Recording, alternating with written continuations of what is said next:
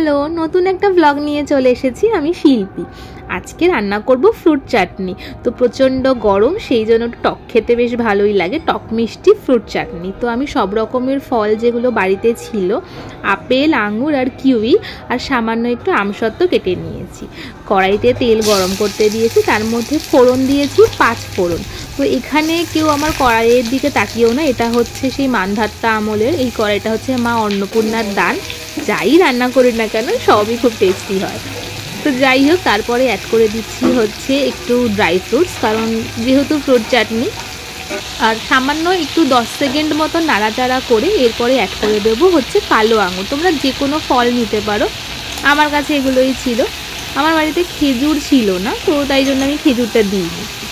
এরপর একটু নাড়াচাড়া করে সামান্য একটু লঙ্কা গুঁড়ো দেবো, যাতে একটু ঝাল ঝাল ব্যাপারটা আসে টক আর মিষ্টির সাথে।